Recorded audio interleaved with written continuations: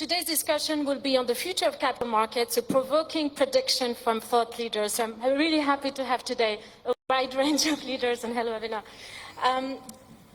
Before I start, I want to thank the African Securities Exchanges Association and his president, Mr.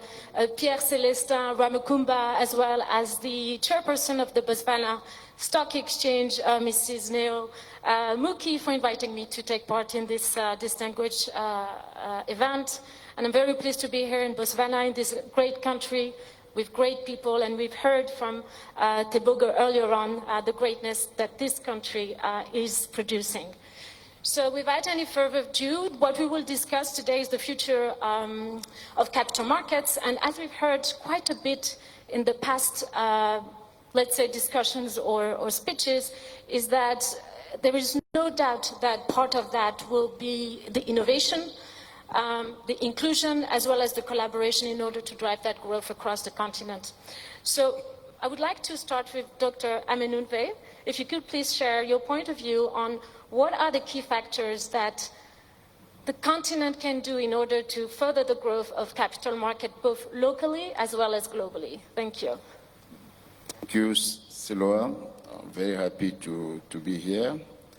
I think that the financial system globally and the capital market are at a crossroads, influenced by technology, the crisis, and also expectation on the social responsibility of companies and countries.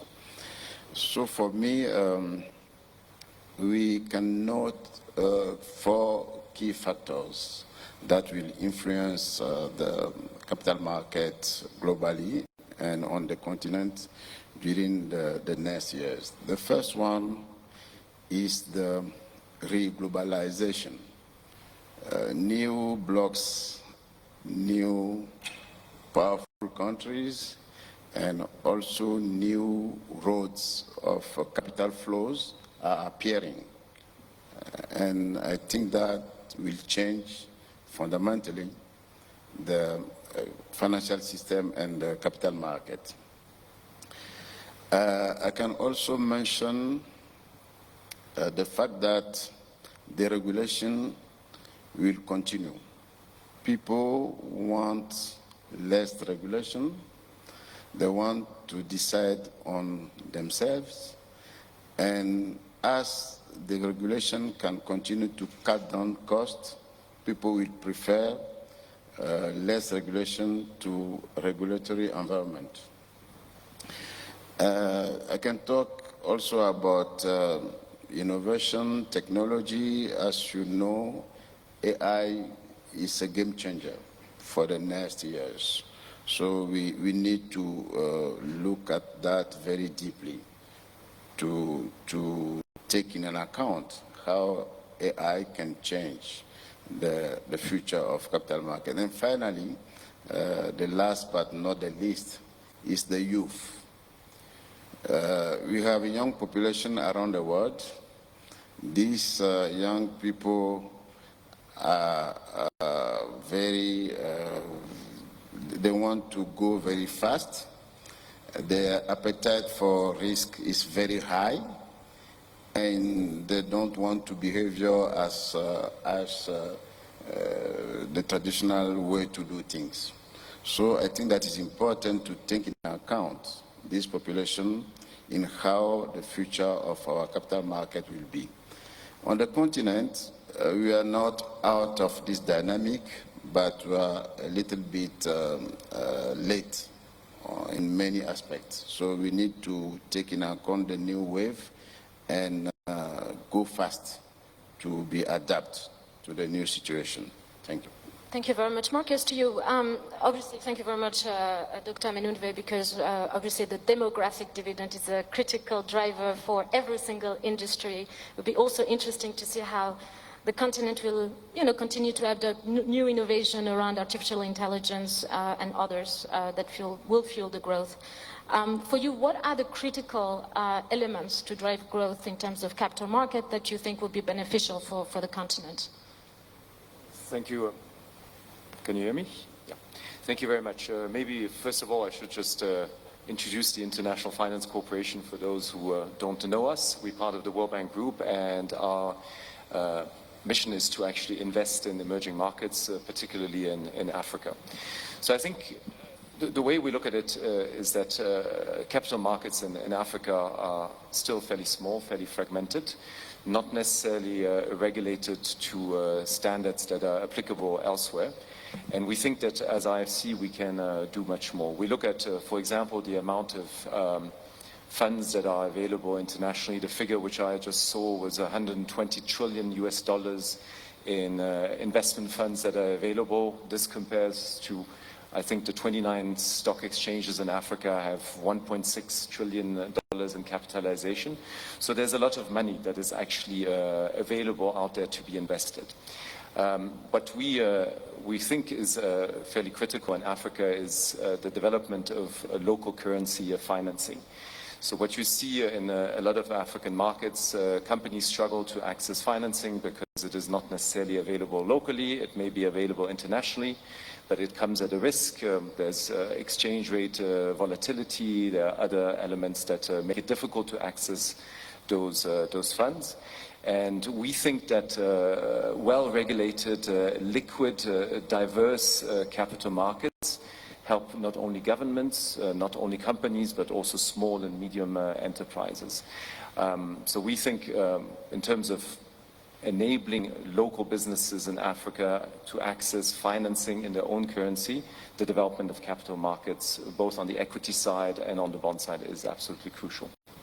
Thanks. So earlier on, I think it was the Botswana Stock Exchange chairperson mentioned SMEs. How are you guys involved in that growth, especially as accessing that capital for them can be quite critical for their development? And often what we realize, when we work with investors, is the ticket size is often too small to drive that capital to those entities. And I wanted to know, in your point of view, how can that be addressed? Well, we work actually with financial institutions that on-lend to small and medium enterprises. And I can speak a bit later about the various bond issues and others that we've actually worked on in Africa. For us, it's a priority area. As you are saying, it's usually a small ticket size. So we do work with financial institutions on the continent to remediate that. Thank you very much. I'll go to you, Keith, and obviously Dr. Amenounve mentioned earlier on regulation. I believe you said less regulation rather than more regulation, or some regulation that will actually help the growth of the market. How do you see collaboration between regulators and market participants to drive the growth, but also what kind of innovative products, financial products could be used to help the development of capital market? Yeah, thanks. So I think in terms of regulation, it's a delicate balance. You want well-regulated markets that are up to international standards, but we don't want over-regulated markets. And I think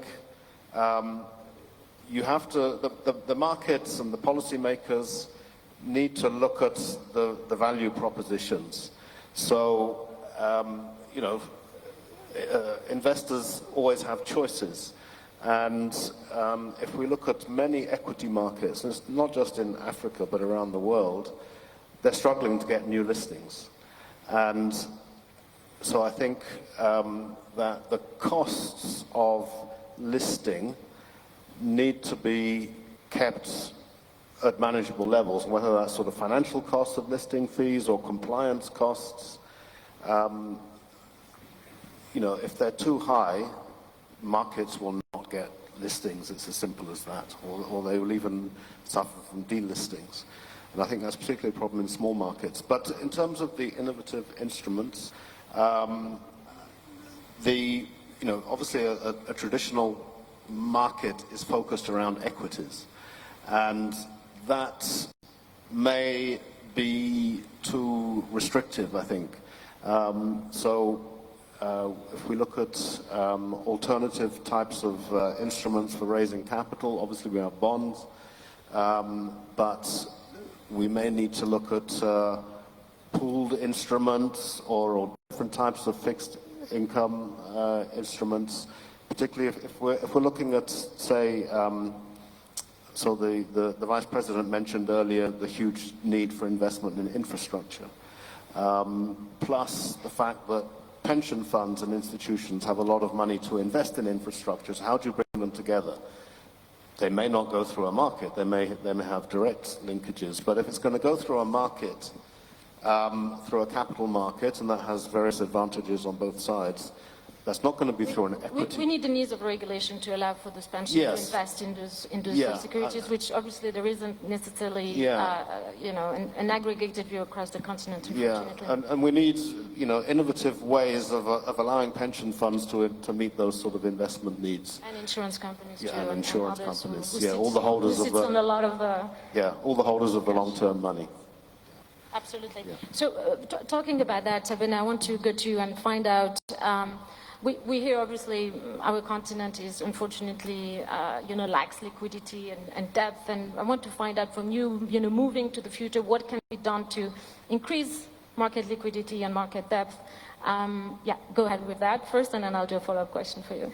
Thank you very much, Selloua, and I join my colleagues to congratulate the Botswana Stock Exchange for hosting us and all of Botswana for warmly welcoming us. So lovely. You know, the subject says a provoking prediction on capital markets. And like every good but lazy student, I plugged in this topic into ChatGPT. It told me, give me a bold prescription of what capital markets would look like by 2030. And what ChatGPT told me said that we're going to be extinct. As I sit here as a representative of market infrastructure or an ecosystem that supports access to markets for investors and for companies that need to raise capital. And I'd like to share just a few thoughts around that with you. One, ChatGPT says that there will be more peer-to-peer capital flows. So where is market infrastructure? Where are stockbrokers? With the technology that's in place. Obviously, blockchain is there, crowdfunding is there. All right. Why do they need to come through the stock market to raise capital? It says that every market or every individual can create its own stock exchange. Investors can train through their behavior, AI, to give them their range of products that they should invest in. Smart contracts that adjust dividend payments to them. Where are the financial advisors? What's the role of the financial advisors in there? It says it's going to deconstruct national borders in finance. Thanks to payment systems today, many Ghanaians are trading in crypto assets. Nigerians are doing sports betting. People are moving funds across borders regardless of our regulators. And it thinks that more of this will happen. So what's our relevance? How do we make sure we don't get out of the system? Or how do we ensure we stay out of the way and facilitate what investors want to do? Any thoughts on that? And for me, that is what we should focus our minds on. Okay. We have very complex, fragmented rule books. What will happen if we threw out the rule book? What will happen if we had a securities rules that was 2 pages that said, we don't want any issuers who are fraudsters. We don't want any issuers that don't want to report and provide access to the market of information. We want the low cost as much as possible. Do we need rule books that says, if you come to public markets, you can't be chairman and CEO of your company? I'm a small enterprise. I'm going to sell 20% of my equity to the public. That 20% shareholder has a bigger say in what I should do from the regulatory perspective than me, the 80% owner. 2 days after terrorizing me at my AGM, they go and sell their shares. Their interest is supreme to me. So coming back to what our markets need, what our market needs. We need to provide access to capital. We can only provide access to capital if we have a good, growing economic base. our political leaders and our policy makers and our business community must sit and hear some of the things the new Botswana and other new African states are up to. Economic activity starts it. It leads to savings, moving into the pensions industry. And I love the fact that it has set a minimum in Botswana of what must be invested onshore. Onshore, set your minimum, 70%. Those who want to do 100% should do it. But set your minimum investment target as an industry for what must be invested in your country. And then go after the real economy. When you go after the real economy, provide access to the market for those that want to trade in these securities. And that for me is that every person should have a tool in their hand that allows the person to have access to the securities that must trade in fact, their my hands. follow-up question is exactly on that. The engagement of retail investors, so perhaps through... You know, the president of the Ghana Securities Industry Association is in the room here somewhere, Winston. And yesterday he shared an article with me. Safaricom has just received the CMA's approval, the regulator in Kenya, the approval to launch a money market fund. And that for me is the access to liquidity. Every Kenyan, just go on your Safaricom and invest your short-term funding in this.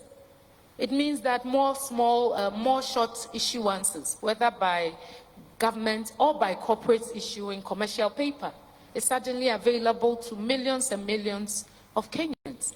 Interconnectivity of these systems across borders, and that's what AFCFTA and the PAP system is about.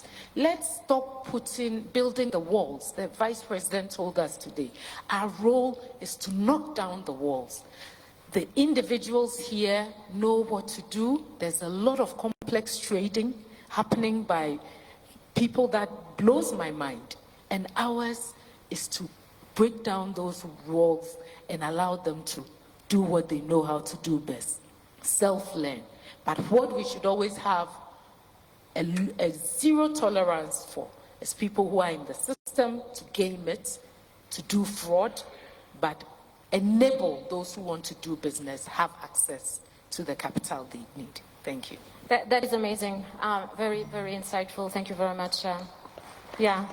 Round of applause for Abena.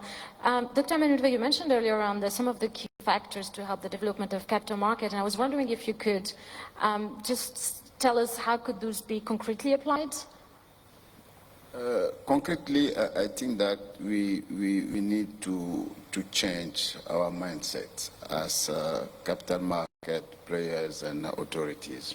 We need to think out of the box, because we cannot still wait for IPOs to come into the market. For example, as stock exchanges, we need to prepare the IPOs. Maybe as the vice chairman of NASDAQ said at the WFE, at universities. The next IPOs will come from the campus of the university. We need to prepare the IPO there, not after people create their companies. We need to tell them on the university why they have to come to the market to raise money and develop their business. The new investors are not this institutional investor we know today. And we cannot continue to put our effort only on how we can give them access to the market, regulatory framework, etc. We need to look at this new investor coming from the schools, coming from universities, and from our families. I think that is very important. So for me, as stock exchanges and market regulators, we need to be transformed deeply if we want to survive. That is very important because... Otherwise, the prediction of Abena was the extension of intermediaries, right? Exactly. So how do you adapt? Yes, because we will see in the next few years coming cyber brokers, cyber asset managers. We will see also a new category of intermediaries that are freelancers. These people will change the game.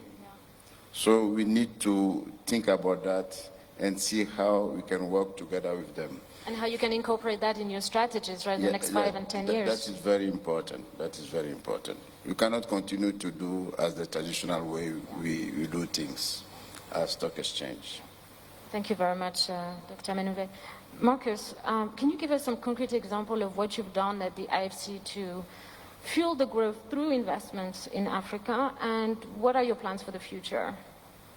Well, our work is actually focused on both investment and advisory, and maybe if you allow me, I can just speak very briefly about advisory. We are very active throughout the continent on standard settings for regulators, stock exchanges, and capital markets at large. We also do a lot of capacity building. So, for example, we have a program with George Washington University. It's the IFC Milk and Postgraduate Capital Markets Program. And actually, invitations in Botswana have been sent to the Botswana Stock Exchange, the Ministry of Finance, and the Bank of Botswana. This has been a very successful program over the years. Maybe they will create some of the unicorns Dr. Amenounve was hoping to get through university financing. It's actually been sent throughout Africa and the world to Ministries of Finance, central banks, and stock exchanges and regulators, essentially. But on the investment side, I think for us there's a number of elements. One is we try to actually adapt our advice and our investment to what is actually needed on the market.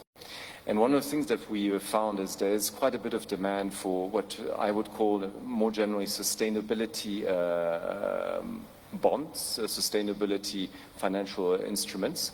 We've been working across the continent on green bonds, on sustainability bonds. To give you an example, with Nedbank in South Africa, we raised in 2021 1 billion rands for a sustainability bond. We also active raising funds for ourselves, and this is part of our whole drive to have more local currency financing. A very recent example is the Zambezi bond that we launched in Zambia to facilitate our local currency financing. But we're also active in areas such as gender. This is beyond the environmental sustainability. And we found that there's quite a bit of appetite for these various products. One of the things, going back to what I was saying in my first answer, is we find that a lot of international investors want products that have impact. And this is something that we are trying to market more across the continent. Yeah, impact investments are certainly a key theme for the growth of capital markets. So any institutions on the continent should certainly factor that in. Thank you very much. So Keith, we were talking earlier on of obviously sort of lack of liquidity, which can often sometimes be linked to also the lack of the diversification in terms of product offering for both domestic investors. When I say domestic, i.e. locally in each jurisdiction or even across the continent, but also internationally. What can we do as a continent and all the key market participants within this ecosystem do to further attract investors internationally? And, we've heard impact investing. Do you think, as we are talking about that, what can be done to drive that growth forward? And if you can give us some key elements as takeaways. Yeah, so I think in terms of international investors, they clearly want markets that they can trust, markets that they can understand. So I think, and efficient services. So, the issues around trading and settlement and custody, those have to be things that meet international standards. International investors will also be very concerned about liquidity and ticket sizes, which can be a bit of a barrier in small markets. Certainly we found that in Botswana. I think for domestic investors, liquidity is less of an issue. If you look at the big institutional investors like pension funds, by and large, they have buy and hold strategies. They're not really looking to do a lot of trading. So liquidity is much less of an issue, but I think for international investors, liquidity is critical. But I think in both cases, a growing number and range of different type of instruments is critical. So one of the reasons that domestic investors, institutions buy and hold is they know that if they sell an asset, they'll find it very difficult to get new alternative investments. So the more the range, the more they will feel comfortable. And yeah, that obviously comes down to liquidity, right? Yeah, so I think just getting as many different types of instruments listed, it's a slow process, but it's a steady process, and it's essential on both sides. And investor types, of course. I mean, what I hear also from investors, I'm based in London, one of the key elements is to be able to get the money, obviously, in is one thing, but also out in an efficient and less cumbersome way. Thank you very much. Abena, to you, what role should exchanges play in driving regional collaboration within the sub-region, let's talk about ECOWAS potentially, or other sub-regions, as well as the continent?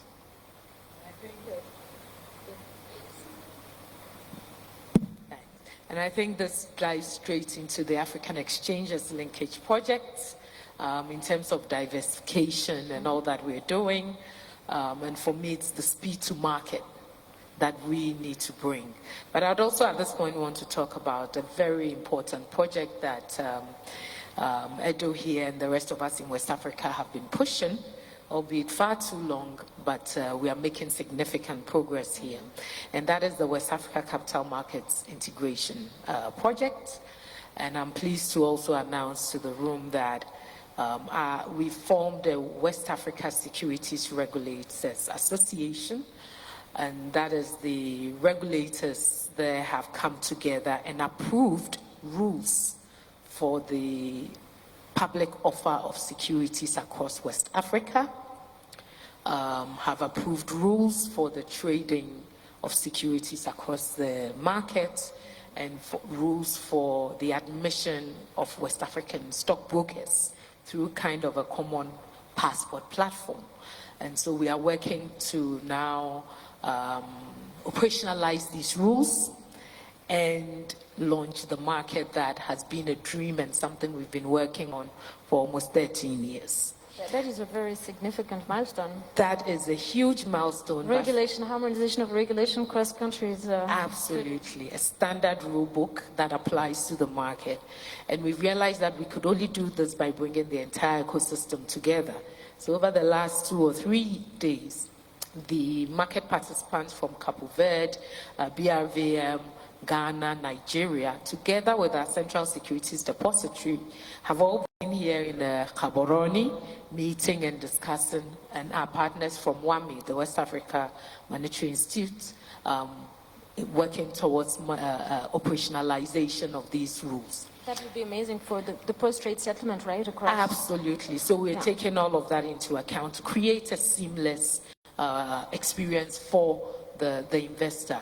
Our focus remains regional and African trade. If we unearth regional and African trade, if we can give every African access to all the securities listed across all our markets, first and foremost, I'm happy. Then we can look at growing other investors, attracting investors from Europe, from Asia, from everywhere else. But for me, no one needs wealth more than us Africans. We are currently last on the rank, and we need to catch up. So everything we do looks at, or I'm interested in, looks at how do we empower and create more wealth for the African, for the Ghanaian. And these are very, very important things for us to do. We, again, as stock exchanges, we are facilitators, we are market infrastructure. We must always have in the rooms the actual users of the products, the investors, the intermediaries. They must be driving the operationalization of all of these initiatives. AELP will only move fast if the people telling us how to implement it are the real users, the retail investor, the institutional investor, the advisors that work with them. And I think that should be our role. Of course, governments come in. Governments are important for the policies they put in place, the walls they put up, or the walls they can put down, yes. The right tax incentives, the short time to market, the volumes of documents that they insist on in a prospectus. The more we simplify these things, the quicker we achieve the objectives that we set out for. Thank you. Yeah, that's great. And Dr. Amenounve, Abena mentioned policies. What would you advise policymakers to do in order to drive the growth for future markets? If you allow me 3 advices. The first one is to say that we need to have a more global view on integration. I'm happy that you have a representative of AFCTCA in the room, but we cannot achieve our goals in terms of commercial integration without banking integration and capital market integration on the continent. So I will invite our policymakers to put more effort on the banking integration and the capital market integration as they are doing it with the AFCTCA. That is my first point. The second one is to say that the financial education and the capacity building of our entrepreneur must be a key pillar of our policies on the continent. We need to put more and more effort on that. We cannot create a vibrant financial system without more educated people and more entrepreneurs that are aware of what they have to do to create value on the continent. That is, for me, very important. And the third one is on innovation.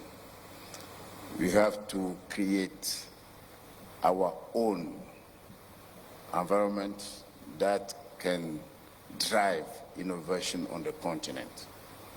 That is my 3 advices to the policymakers. Thank you.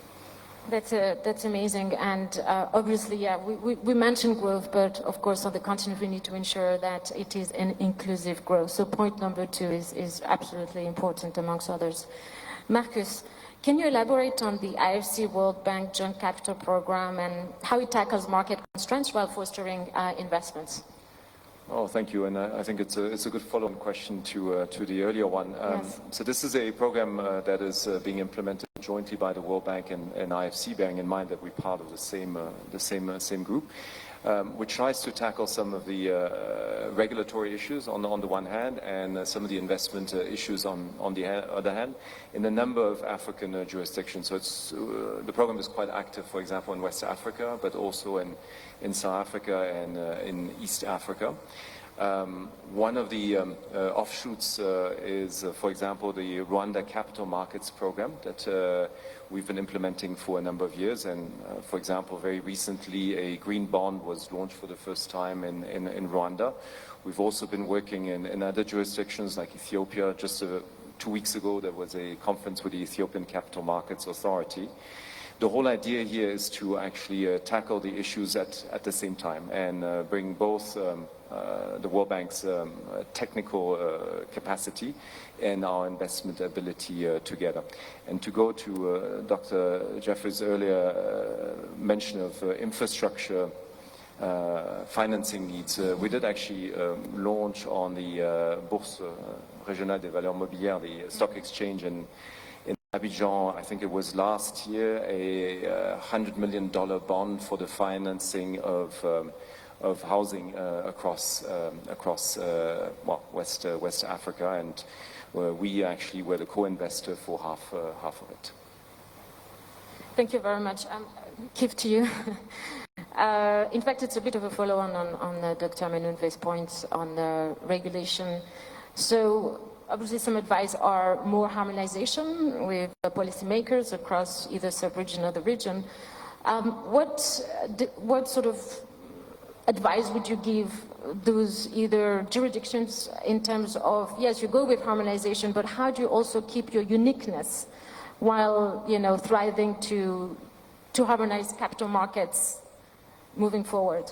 Yeah, I think there's a number of things that policymakers need to take into account. One is to look at it from the investor perspective, not necessarily purely from a regulatory perspective. And investors value harmonization. If you want to do due diligence on different small markets, it's much better if those small markets all have the same regulatory structures, so you can do your due diligence once. Second is, and this maybe goes against your question, I would say that particularly small markets, new and emerging markets, need to take a less nationalistic perspective and more of a regional harmonization. I mean, I like what's happened in West Africa because you've got one exchange covering a number of countries.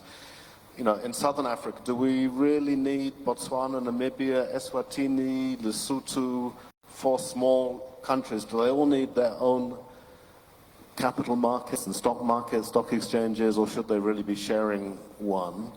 And I think there's a lot of arguments in favor of much more shared, well, a lot more sharing across many aspects. Yes, so much theoretically this idea would work, certainly. I mean, would be interesting, but in practice, I think it can be extremely challenging, and I think probably areas to look at are, okay, let's look at our differences, but where do we meet? Where do we meet eye to eye? What do we have in common to sort of at least start with those points, like Mr. Amenounve and Abena says, to harmonize those points to drive growth for the market. So, I mean, do you have any examples that countries where you think are, okay, each country has a stock exchange, but I don't think this is going to change anytime in the future? No, I think you're right. Mm-hmm. But so the third thing to look at is look at it from the perspective of costs. And so even if you have separate exchanges, for all those exchanges to incur all the fixed costs of IT systems and trading systems and et cetera, what about sharing? Yeah, so shared services. Shared services, that's very because interesting. then you can have you can keep your own That makes markets, sense. but you can share the fixed costs of the systems, and I think that can make a huge difference. That's very interesting. Thank you. I won't talk about the BRVM, who is actually just that, right? All right. So, Abena, so what specific steps can exchanges take to promote? Obviously, listing of instruments, as we know, listings is challenging, not just for African capital market, but really globally. There's too far and few in betweens. And how can like bonds and other types of instruments drive that growth? Yeah, thank you very much. And I'm glad we all agreed on this panel that every country needs to have its own capital markets and a stock exchange. Anyone who doesn't have one, we must set up one. Definitely look at making it cheaper and availing instruments across the markets. But I see big opportunities for Africa. There are unique things for us in Africa. One is our commodities. The Vice President asked us, how are we giving the African investor access to commodities in our markets, be it diamond, gold, cocoa, etc. So those commodity-backed assets and derivatives markets are very, very important. Asset-backed securities are very important. Our nationals live them, breathe them, etc. And it's time they had access to that as well. In Ghana, our central bank has just launched a gold coin that you can go into your commercial bank and buy, giving you access to gold as a physical asset, but we are working with them to also see about linking and trading securities backed by gold on the market. So these are very important things. Another big opportunity is ESG and impact investing.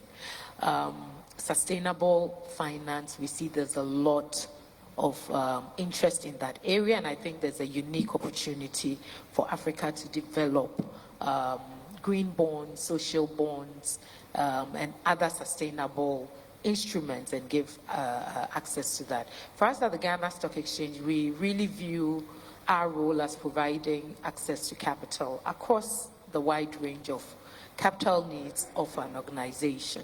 And so we actually run the Ghana fixed income market, which is a fixed income which provides access to debt financing. And we've decided to go the full range of debt financing, from the short end of the corporate to the long end, 10, 20 year, from 15 days to 20, 30 year money. And also introduce a sustainable segment of the market. So all of these are important products that I believe African markets need to meet the needs of the development of our countries. Thank you. Thank you very much, and I can't believe we only have 23 seconds, so I'm glad we stick to the timing. I'd like to thank you very much for listening. I hope you find this discussion insightful. I certainly did.